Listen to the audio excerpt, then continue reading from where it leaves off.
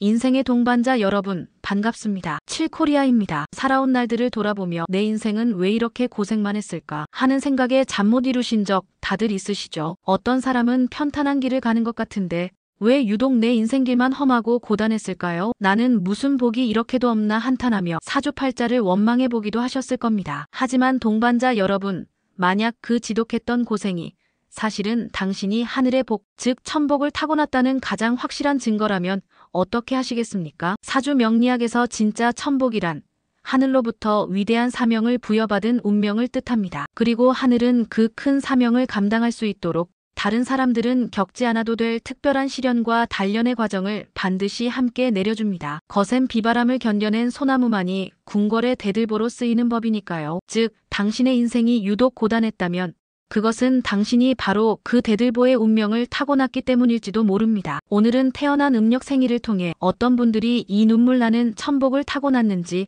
그 시련의 진짜 의미는 무엇인지 가슴 아픈 실제 이야기들을 통해 함께 알아보겠습니다. 하늘의 특별한 사명을 받은 사람들은 인생에서 반드시 넘어야 할 거대한 산과 마주하게 됩니다. 오늘은 가장 대표적인 세 가지 시련의 산을 넘어야 했던 분들의 이야기를 들려드릴까 합니다. 첫 번째 이야기, 고독한 왕의 길을 걸어야 했던 한 남자. 혹시 음력 1일, 10일, 21생이신가요? 제가 아는 박 사장님은 작은 인쇄소를 운영하셨습니다. 음력 10일에 태어난 그분은 장남이라는 이유로 20살 때부터 집안의 가장이 되어야 했습니다. 아버지가 물려주신 낡은 인쇄소, 줄줄이 딸린 동생들의 학비와 결혼자금까지 그 모든 것이 20살 청년의 어깨를 짓눌렀습니다. 자신의 꿈은 사치였고 밤낮으로 잉크 냄새를 맡으며 일해번 돈은 모두 가족들을 위해 쓰였습니다. 명절에 온 가족이 모이면 동생들은 형님 덕분에 우리가 이만큼 삽니다라고 말하면서도 정작 사업이 어렵다는 박 사장님의 하소연에는 형님은 원래 잘하시잖아요 라며 외면했습니다. 아내와 자식들조차 그를 돈 버는 기계로만 여길 뿐 그의 깊은 외로움을 알아주지 못했습니다. 박 사장님은 늘 혼자였습니다. 텅 빈 공장에서 홀로 소주잔을 기울이며 나는 왜 이렇게 무거운 짐을 평생 지고 가야만 하나. 그것이 그가 넘어야 했던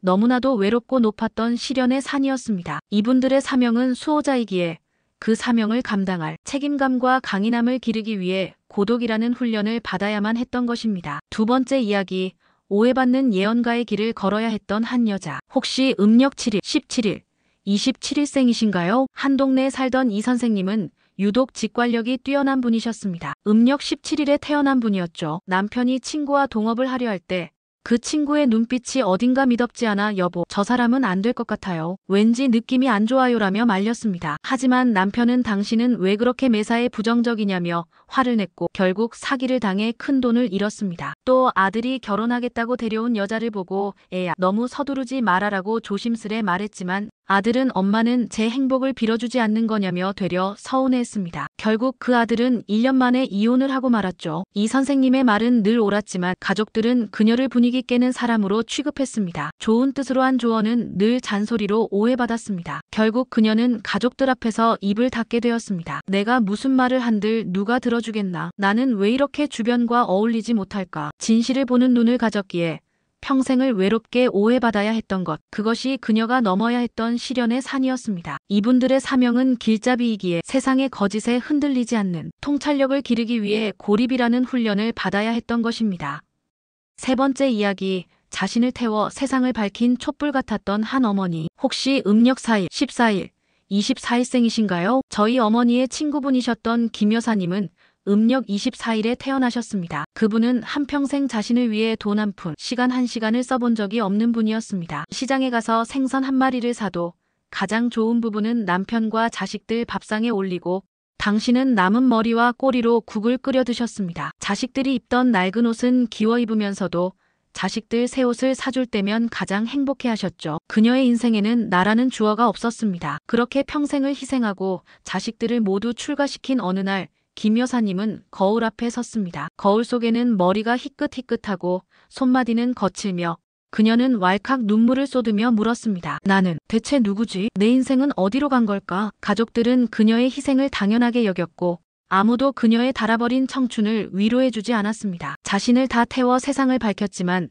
정작 자신은 한 줌의 재로 남겨진 것 같은 허무함. 그것이 그녀가 넘어야 했던 시련의 산이었습니다. 이분들의 사명은 치유자이기에 타인의 아픔을 끌어안을 수 있는 자비심과 사랑을 배우기 위해 자신을 내어주는 훈련을 받아야 했던 것입니다. 동반자 여러분, 이 세 분의 가슴 아픈 이야기가 혹시 당신의 이야기처럼 들리셨나요? 그렇다면 이제 눈물을 닦고 가슴을 펴십시오. 진심으로 축하드립니다. 당신이야말로 하늘이 선택한 천복을 받은 사람입니다. 이제 그 시련이 우리에게 남긴 진짜 복이 무엇인지 이야기할 시간입니다. 고독한 왕이었던 당신은 그 시련을 통해 누구도 가질 수 없는 책임감과 통솔력이라는 보물을 얻었습니다. 당신의 말년은 사람들의 존경과 신뢰 속에서 진정한 어른으로 빛나게 될 것입니다. 오해받는 예언가였던 당신은 그 시련을 통해 세상의 본질을 꿰뚫는 지혜와 통찰력이라는 보물을 얻었습니다. 당신이 외롭게 지켜낸 그 진실은 이제 어둠 속에서 길을 잃은 수많은 사람들을 구원하는 등불이 될 것입니다. 자신을 태운 촛불이었던 당신은 그 헌신의 세월을 통해 타인의 아픔을 치유하는 사랑과 자비심이라는 가장 위대한 보물을 얻었습니다. 당신의 말년은 수많은 사람들의 감사와 사랑 속에서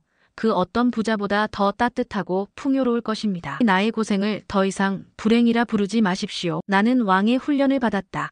나는 현자의 수업을 들었다. 나는 성자의 길을 걸었다고 나의 지난 세월에 새로운 이름을 붙여주십시오. 이제 내가 어떤 사명을 받았는지 깨닫고 그 역할을 당당하게 받아들이십시오. 나는 이제 지키는 사람, 길을 알려주는 사람, 상처를 치유하는 사람입니다. 거창할 필요 없습니다. 오늘 단 한 사람에게라도 당신의 그 힘을 사용하십시오. 흔들리는 후배의 어깨를 다독여주고 답답해하는 친구의 이야기를 들어주는 것. 당신이 사명을 실천하는 그 순간 당신의 천복은 비로소 완성됩니다. 동반자 여러분, 당신의 인생에 새겨진 그 수많은 상처와 눈물, 자국은 당신이 얼마나 위대한 사명을 부여받은 사람인지를 보여주는 영광스러운 훈장입니다. 부디 더 이상 아파하지 마시고 그 훈장을 자랑스럽게 여기십시오. 당신의 고생은 결코 헛되지 않았습니다. 여러분의 음력 생일은 며칠이신가요? 그리고 당신의 고생은 당신에게 어떤 보물을 남겨주었나요? 댓글에 여러분의 이야기를 남겨주십시오. 우리가 함께 그 보물의 가치를 확인하고 서로를 축복하는 시간을 가졌으면 좋겠습니다. 인생의 동반자 7코리아는 당신이 걸어온 모든 길을 존경하며